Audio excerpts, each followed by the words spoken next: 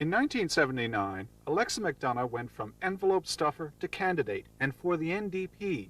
She ran in the federal riding of Halifax and lost. Less than a year later, there was another federal election. McDonough was trounced again. The seat went to former Premier Gerald Regan. Thanks, Gary. Congratulations. In the fall of 1980, the provincial New Democrats needed a new leader. The party was in trouble. Jeremy Akerman had resigned to become a deputy minister for the Buchanan government. Alexa McDonough won the leadership convention with 82% of the vote. I'd like to thank you very much for giving our children a very important message, and that message is that NDP is not always losing. At this point, McDonough didn't have a seat in the legislature. She waited almost a year for an election. Finally, in October 1981, the people said yes to Alexa. Well, I'm so glad that so many were able to get together to celebrate a party, a real party, that is. Alexa McDonough, the first woman to become the leader of Nova Scotia's New Democratic Party. We spoke to the busy NDP leader on her way to the airport. I think it's extremely important for women who have cracked those barriers to recognize that there's a whole job to be done in terms of supporting other women and not reaching the point of making the mistake of saying, well, I've done it, so why can't other women do it? The fact is there are very real barriers that remain. That the advocacy of comprehensive free trade is in fact the next stage in an escalation of the right-wing campaign of Tory governments and their corporate masters to wipe out, plain and simple, the mixed economy and the universal social benefits that we enjoy in this country today.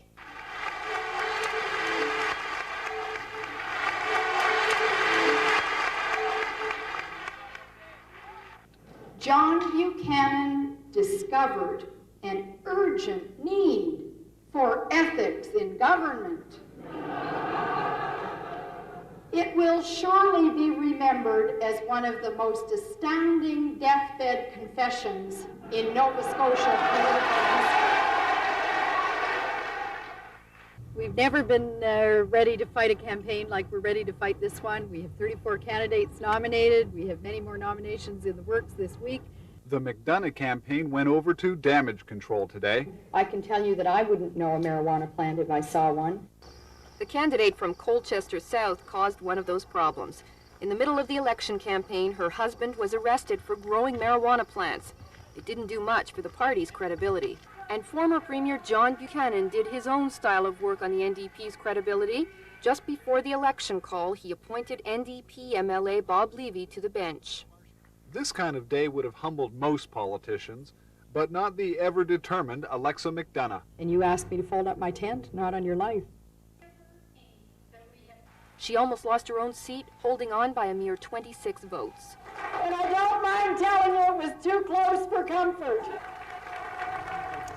Certainly the 80 election was an absolute heartbreak. For me, was the all-time low point in my years in politics. It's your government, it's our children, it's the future of this province, and we demand that they deliver. Good luck.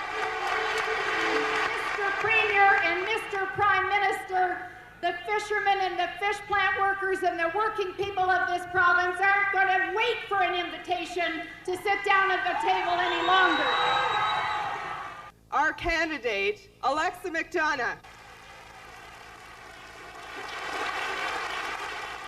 But we know that Donald Cameron's bad medicine won't work any better just because it's a doctor who pours it down your throats.